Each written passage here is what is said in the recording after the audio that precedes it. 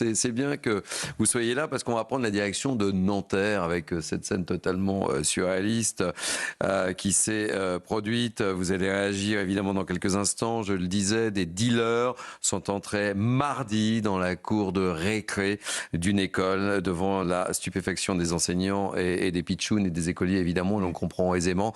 On va retrouver sur place notre équipe, Régine Delfour et Emma Laureau, et on ouvre le débat avec vous. Nous sommes devant le groupe scolaire Maxime Gorki qui est à l'entrée de la cité Pablo Picasso à Nanterre, et nous avons pu donc nous entretenir avec plusieurs parents d'élèves qui évidemment sont sous le choc après cet incident mardi en début d'après-midi. C'était après la pause du midi où un jeune donc s'est introduit dans l'école et a atteint les portes de la maternelle puisqu'il fuyait en fait d'autres jeunes encagoulés. Alors ses parents nous ont dit que c'est très compliqué de vivre dans ce quartier, qu'ils pensaient que leurs enfants étaient en sécurité. Or là, un cap a été franchi et ils demandent beaucoup plus de sécurité aux alentours de l'école, notamment des caméras de vidéosurveillance puisque cela n'existe pas. On sait aussi qu'à la mairie de Nanterre, il n'y aurait que 7 agents municipaux pour pouvoir sécuriser les lieux. Donc hier, ils ont fait un blocage devant l'école pour montrer leur mécontentement. Beaucoup donc nous ont parlé, mais de façon très anonyme, puisque tous ont évidemment très peur. Alors, Alexandre Bougère, merci encore une fois d'avoir accepté notre invitation. Que se passe-t-il dans ce quartier et que répondez-vous à l'inquiétude des parents, évidemment, et qu'on comprend et qu'on mesure Et d'abord, je veux adresser un message de soutien aux parents.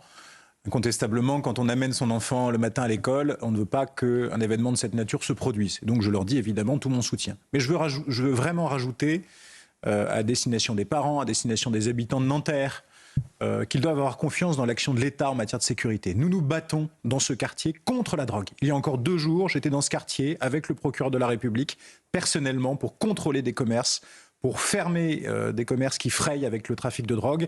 Et à la demande du ministre de l'Intérieur, à la demande du préfet de police, nous sommes extrêmement engagés dans cette bataille, qui est une bataille difficile, mais pour laquelle nous mobilisons des moyens. Nanterre a été classée ville de sécurité renforcée. Et c'est mon obsession matin, midi et soir qu'il y ait des effectifs suffisants, des effectifs présents pour éviter des événements de cette nature. Est-ce qu'il n'y a pas, Alexandre Bougère, une opposition entre vous, en fait, votre combat, on a longtemps échangé, et très souvent, vous et moi, et la position de la mairie de Nanterre qui, par exemple, et Régine Delfour nous le disait, il n'y a pas de caméra autour de cette école, et vous l'avez signalé, dans un quartier sensible, connu, réputé pour. D'abord, je ne me défausse pas, la sécurité, c'est la responsabilité de l'État. Et donc, s'il y a des difficultés, c'est moi le responsable. Et c'est la préfecture qui doit assurer la sécurité dans son ensemble. Maintenant, la sécurité, c'est pas juste l'affaire de la préfecture. Eh oui. C'est l'affaire de toutes celles et tous ceux qui doivent se mobiliser, et notamment la collectivité. Moi, je ne veux pas opposer le maire au préfet. Je pense que l'essentiel, c'est d'aller tous dans le même sens. Et donc, je vais demander au maire de mobiliser des caméras de vidéoprotection. Il n'y en a pas à moins de 500 mètres à proximité de cette école. Il a une police municipale dont il souhaite augmenter les effectifs. C'est typiquement le genre de mission qui est confiée à une police municipale, de pouvoir circuler aux abords des écoles pour tranquilliser les parents et éviter ce type de phénomène.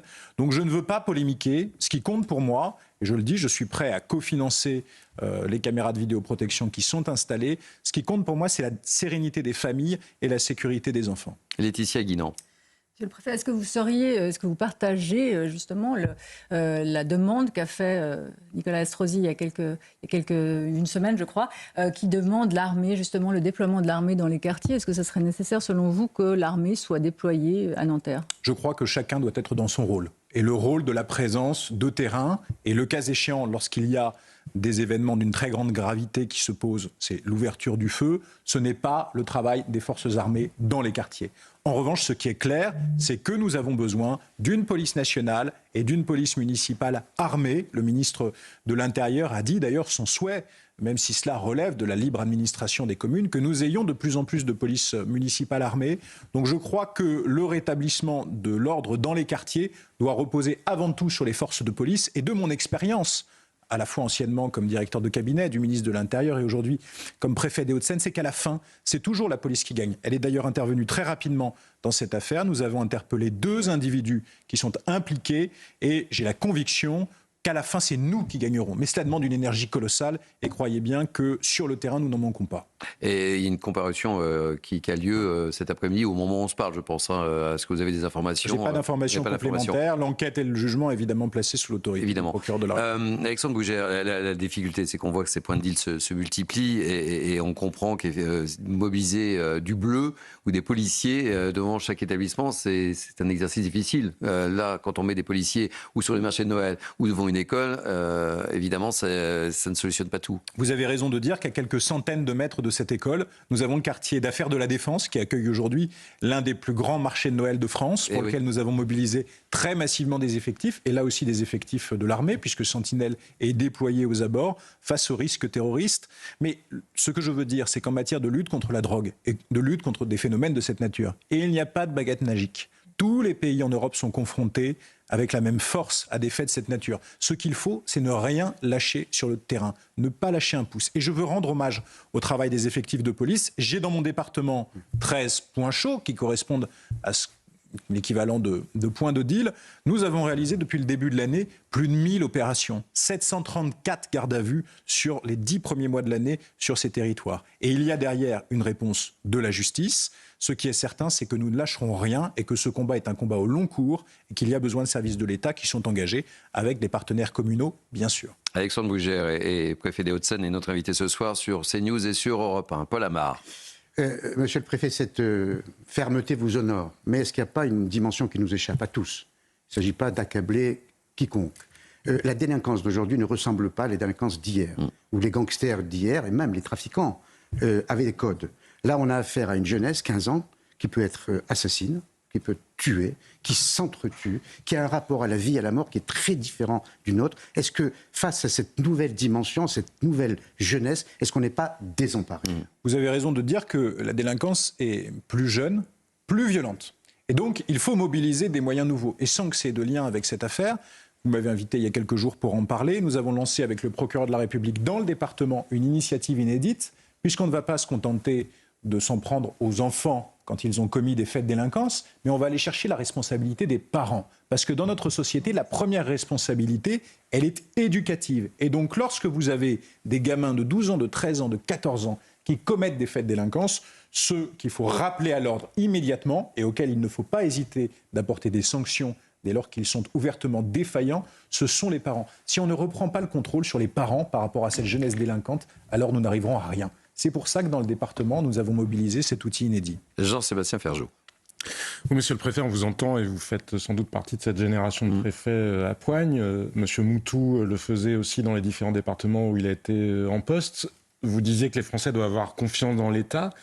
Est-ce que, en tant que citoyen, vous avez l'impression que peut-être dans d'autres départements, les Français peuvent autant avoir confiance que ça au regard quand même du recul de l'État d'un certain nombre de territoires et parfois de la manière dont les liens entre la police et la justice dysfonctionnent? J'ai plutôt l'impression que nous avons dans nos territoires une popularité de nos forces de l'ordre, des effectifs de l'État, des services de l'État, qui est réelle, avec une confiance.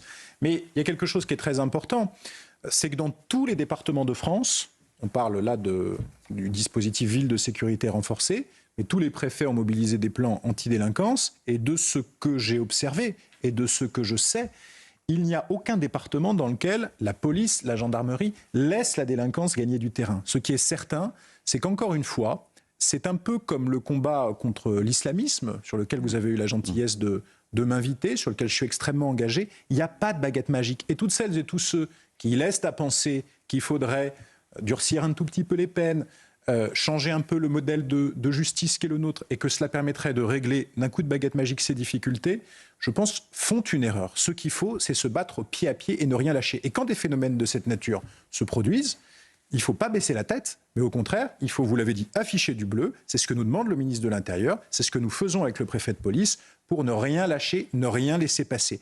Il n'y a pas de petits faits de délinquance, notamment lorsqu'ils concernent des écoles et des enfants.